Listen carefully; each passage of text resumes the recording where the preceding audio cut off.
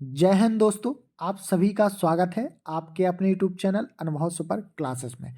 दोस्तों आज की इस वीडियो में हम बात करेंगे यूपी पुलिस कांस्टेबल भर्ती 2023-24। जी हाँ दोस्तों, अभी तक की सबसे ज़्यादा वैकेंसी पद इस बार जारी किए गए हैं यूपी पुलिस में। और इस वीडियो में हम आपको बताएंगे कि आपकी जो एज है वो कितनी होनी चाहिए, क्वालिफिकेशन आपको क्या चाहिए, इसमें सैलरी कितनी मिलती है, क्या इसका सिलेबस है, लास्ट डेट क्या है।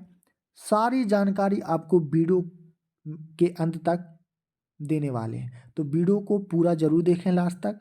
दोस्तों आप चैनल पर पहली बार आए हैं तो चैनल को सब्सक्राइब करें और बेल आइकन का बटन ऑन करें ताकि वीडियो का न्यू अपडेट नोटिफिकेशन आपको मिल सके। तो बताने वाले हैं सारी जानकारी। दोस्तों पुलिस में आरक्षी नारक पुरुष के पदों पर सीधी भर्ती 2023। यहाँ पे आप देख सकते हैं ग्रेड पे आपका कितना है, 52 से 20,200, यानी कि पे कितना है 2,000। ठीक है, तो मैट्रिक्स जो कि 21,700 के अंतर्गत आपकी ये भर्ती की जाएगी। यहाँ पे आप देख सकते हैं जो आरक्षक यानी कि कांस्टेबल के जो पद हैं, अनारक्षक यानी जनरल के लिए 24,102 पद, ईडब्ल्यूएस के लिए 6,024, अन्य पिछड़ा वर्ग यानी ओबीसी के लिए कितने हैं 16,264 पद, अनुसूचित जाति यानी एससी कैटेगरी के लिए हैं 12,650, एसटी कैटेगरी यानी अनुसूचित जनजाति के लिए 1,204 पद। ऐसे मिला के टोटल 60,244 पदों पर आपकी भर्ती होने वाली है। दोस्तों बहुत ही ज़्यादा है वैकेंसी, 60,240 पद हैं और बॉयज़ एंड गर्ल्स दोनों के लिए हैं ये। ठीक है, अगर हम बात करें कि आपका जो ऑनलाइन आवेदन प्रारंभ होगा वो किस तिथि से होगा, तो 27/12/2023 से। जी हाँ, 27 दिसंबर 2023 से इसकी जो ऑनलाइन आवेदन है वो प्रारंभ हो जाएगा। और जो इसकी अंतिम तिथि होगी वो 16/1/2024 यानी 16 जनवरी 2024 तक इसके फॉर्म भरे जाएंगे, इसकी लास्ट डेट है। और अगर हम संशोधन की बात करें तो 18/1/2024 तक आप संशोधन भी करवा सकते हैं। अगर बात करें परीक्षा जो आवेदन शुल्क है वो कितना है 400 रुपये है। ठीक है, कितना है 400 रुपये। अगर हम बात करें यहाँ पर राष्ट्रीयता की तो भारत का नागरिक होना चाहिए। आप ये जानकारी पढ़ सकते हैं। ठीक है, ज़्यादा इम्पोर्टेंट नहीं है तो आप इसको पॉज करके पढ़ सकते हैं। अब हम बात करेंगे शिक्षक अहता यानी क्वालिफिकेशन की। तो आपको जो क्वालिफिकेशन चाहिए वो 10वीं एवं 12वीं कक्षा उत्तीर्ण, ठीक है, पास होना चाहिए। और अगर हम बात करें आवेदन करते समय अभ्यर्थी को अपेक्षित शैक्षिक अर्हता अवश्य धारित करनी चाहिए तथा उसकी अंक तालिका अथवा प्रमाण पत्र तत्व समय उसके पास उपलब्ध होना चाहिए। ठीक है, तो आप सीधी सी एक बात समझें कि आपको 12th पास होना अनिवार्य है। आप ये जानकारी भी देख सकते हैं, अन्य बातों के समान होने पर ऐसे अभ्यर्थी को अधिमान प्रेफरेंस दिया जाएगा, है ना। अगर बातें या नंबर जो भी समान है तो ये जो अभ्यर्थी हैं उनको क्या दिया जाएगा, प्रेफरेंस दिया जाएगा पहले।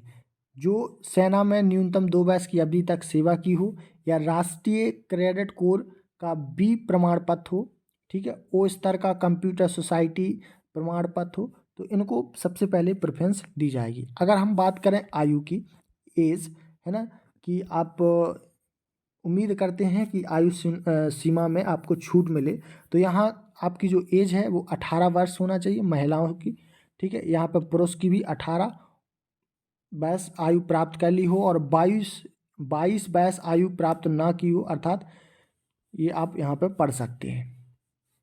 ठीक है, तो यहाँ पे अगर हम बात करें छूट की तो परंतु अन्य पिछड़ा वर्ग, अनुसूचित जाति, जनजाति और ऐसी अन्य श्रेणियों के अभ्यर्थी केवल उत्तर प्रदेश के मूल निवासियों के लिए अधिकतम आयु सीमा में छूट यथार्थ प्रबंध शासनादेशों में निहित प्रावधानों के अनुसार अनुमन्य होगी। ठीक है, तो यहाँ पे ज़्यादा छूट नहीं दी गई है जो भी उत्तर प्रदेश के निवासी हैं। ठीक है, आप यहाँ पर देख सकते हैं। दोस्तों अब यहाँ हम बात करें भर्ती की प्रक्रिया। भर्ती की प्रक्रिया किस प्रकार की होगी, कितने चरणों में होगी, अब हम उसकी बात करने वाले। तो पहला जो आपका होगा वो होगी लिखित परीक्षा। और लिखित परीक्षा दोस्तों आपकी ऑफलाइन लिखित परीक्षा होगी। जी हाँ, आपकी ऑफलाइन लिखित परीक्षा होगी। और लिखित परीक्षा में आपको 23 अंक परीक्षा में 23 अंक होंगे, जिसकी समयावधि यानी 2 घंटे का समय दिया जाएगा। लिखित परीक्षा में 4 विषय पूछे जाएंगे। पहला विषय सामान्य ज्ञान, सामान्य हिंदी, संख्यात्मक एवं मानसिक योग्यता, और चौथा जो आपका विषय होगा मानसिक अभिरुचि, बुद्धिमत्ता एंड तार्किक क्षमता। ये आपके 4 सब्जेक्ट पूछे जाएंगे। 300 अंकों का आपका पेपर होगा। 2 घंटे आपको समय दिया जाएगा और ऑफलाइन आपका एग्ज़ाम होगा। ठीक है, ऑफलाइन आपका एग्ज़ाम होगा। इसमें आपको लिखित परीक्षा में 150 प्रश्न देखने को मिलेंगे और प्रत्येक जो प्रश्न होगा वो 2 अंक का होगा। एक प्रश्न 2 नंबर का होगा। ठीक है, तो आपके ऐसे 150 प्रश्न होंगे और 300 अंकों के होगा। दोस्तों एक चीज़ का आप लोग विशेष ध्यान रखें कि जो भी भर्ती की नियमावली के अनुसार उक्त भर्ती में अभ्यर्थियों को प्रत्येक गलत उत्तर के लिए 0.5 ऋणात्मक यानी नेगेटिव अंक प्रदान किए जाएंगे। जी हाँ दोस्तों, तो आप लोग यहाँ पर नेगेटिव मार्किंग है दोस्तों, तो आप लोग बहुत ही ध्यान से एग्ज़ाम देते समय ध्यान दें। यह लिखित परीक्षा OMR आधारित परीक्षा के प्रणाली के अनुसार संपन्न कराई जाएगी। जो आपकी दोस्तों परीक्षा होगी वो OMR आधारित परीक्षा होगी, जो कि मतलब लिखित परीक्षा होगी। तो ये दोस्तों आपका पहला चरण था। ठीक है, इसके बाद दोस्तों आपका अभिलेखों की संवीक्षा एवं शारीरिक मानक परीक्षण होगा, यानी कि डॉक्यूमेंट वेरिफिकेशन, और आपका फिजिकल स्टैंडर्ड टेस्ट। ठीक है, PST होगा, डॉक्यूमेंट वेरिफिकेशन, और फिर इसके बाद आपका फिजिकल टेस्ट होगा। और फिजिकल टेस्ट में क्या मापदंड है हम आपको बताने वाले हैं। लिखित परीक्षा में जो भी सफल पाए गए अभ्यर्थियों से अभिलेखों की समीक्षा एवं शारीरिक मानक परीक्षण में सम्मिलित होने की अपेक्षा की जाएगी।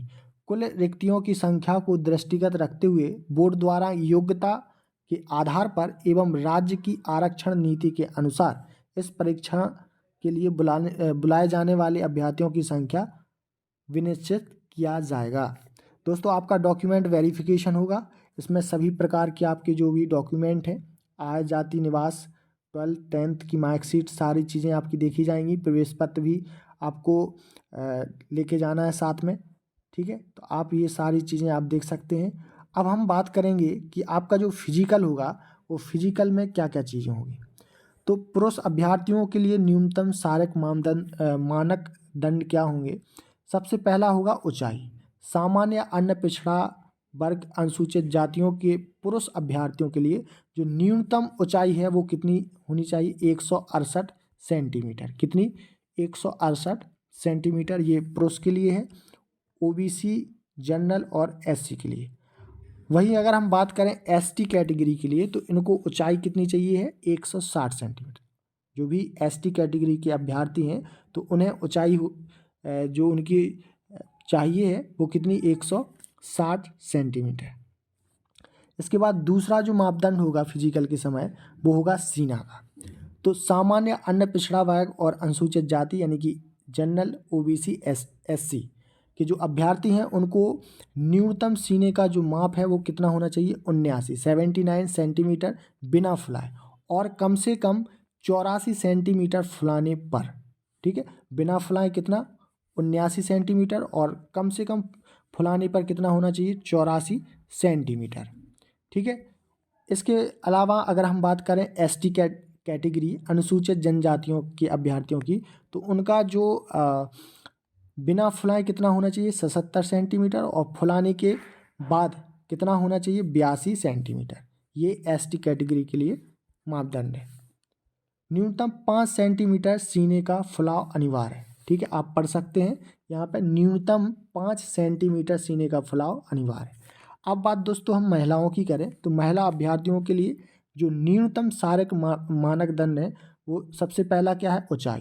तो अगर हम जनरल, OBC और SC कैटेगरी की महिलाओं की बात करें तो जो महिला अभ्यर्थी हैं उनको 152 सेंटीमीटर की जो ऊंचाई है वो मांगी गई है। और अगर ST कैटेगरी की महिलाएं हैं उनके लिए 147 सेंटीमीटर होनी चाहिए।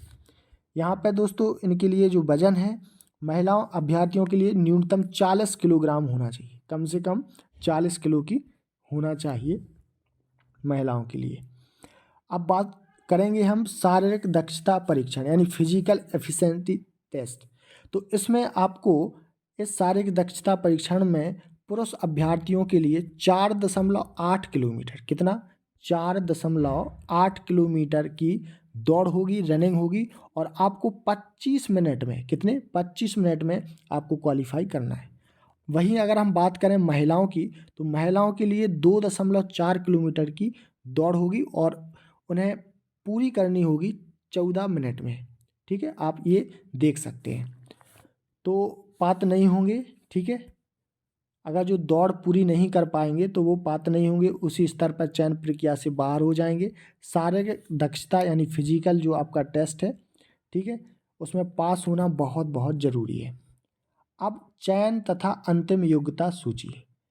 शारीरिक दक्षता परीक्षण में यानी कि फिजिकल टेस्ट में सफल पाए गए अभ्यर्थियों में से बोर्ड लिखित परीक्षा में प्रत्येक अभ्यर्थियों द्वारा प्राप्त अंकों के क्रम के अनुसार प्रत्येक श्रेणी के अभ्यर्थियों की एक चयन सूची आरक्षण नीति को दृष्टिगत रखते हुए तैयार करेगा और इसे विभागत अग्रिम कार्यवाही हेतु प्रेषित करेगा।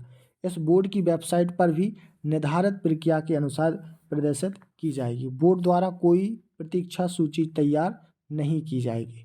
इसके अलावा 2 या 2 से अधिक अभ्यर्थियों के अंक समान होने पर ऐसी अभ्यर्थियों को वरीयता प्रदान की जाएगी जो अधिमानी अर्हता यानी कोई हो रखते हो एक से अधिक। ठीक है, तो आपके पास यानी कि ऐसे दोस्तों आपका जो लिखित परीक्षा का पाठ्यक्रम है उसमें जनरल नॉलेज यानी सामान्य ज्ञान पूछा जाएगा। तो ये आप टॉपिक नोट डाउन कर सकते हैं और इन्हीं टॉपिक से आपके एग्ज़ाम में प्रश्न देखने को मिलेंगे। अगर हम बात करें जनरल हिंदी की तो जनरल हिंदी के ये सारे जो टॉपिक आप देख रहे हैं इन्हीं टॉपिक को बहुत अच्छे से आप लोग पढ़ के जाएं। और दोस्तों हमने प्रैक्टिस सेट डाला हुआ है हिंदी का, ठीक है, SSC GD और UP पुलिस के लिए, तो आप वो ज़रूर देखें। अब अगर हम बात करें रीजनिंग में तो रीजनिंग में और मैथ में ये टॉपिक आपसे पूछे जाएंगे। ठीक है, ये आप देख सकते हैं यहाँ पे ये मैथ के सारे सरलीकरण, दशमलव, भिन्न, एलसीएम, अनुपात, समानुपात, इंटरेस्ट, चक्रवृद्धि ब्याज, ठीक है, एवरेज, ये सारे आपके मैथ के टॉपिक हैं और ये पूछे जाएंगे। आप इनको देख लें अच्छे से और इन्हीं के अनुसार आप लोग तैयारी को अच्छे से करें। ठीक है, आप देख सकते हैं ये रीजनिंग के टॉपिक हैं। ठीक है, और ये रीजनिंग के टॉपिक हैं और इन्हें आप बहुत ही अच्छे से देख लें और इन्हीं के अनुसार आप तैयारी करें अगर आप सिलेक्शन चाहते हैं तो। ठीक है दोस्तों, तो दोस्तों ये आप सभी के लिए बहुत ही गोल्डन चांस है। आप अगर सिलेक्शन चाहते हैं तो अभी से मेहनत स्टार्ट कर दें। आपका जो एग्ज़ाम होगा वो 12 फरवरी को होने वाला है। जी हाँ दोस्तों, आपका जो एग्ज़ाम है वो 12 फरवरी को होने वाला है। तो आप लोगों के पास बहुत ही कम समय है और आप लोग बहुत अच्छे से बेहतर तरीके से तैयारी करें। आपको किसी प्रकार का डाउट हो तो कमेंट बॉक्स में कमेंट करके ज़रूर पूछ सकते हैं। दोस्तों आपका जो एग्ज़ाम फॉर्म ऑनलाइन आवेदन है वो 27 दिसंबर से भरना स्टार्ट हो जाएगा। तो आप लोग सभी लोग फॉर्म को जल्द भरेंगे, कोई लास्ट डेट के लिए नहीं बैठा रहेगा क्योंकि बहुत ही कम समय दिया गया है। आप देख सकते हैं यहाँ पे, ठीक है, 20 दिन का समय दिया गया है फॉर्म भरने का और आपका जो आवेदन शुल्क है वो 400 रुपये है सभी के लिए। ठीक है, तो आप लोगों के लिए ऑल द बेस्ट और बहुत ही बेहतर तरीके से तैयारी करें और पाएँ यूपी पुलिस में सिलेक्शन।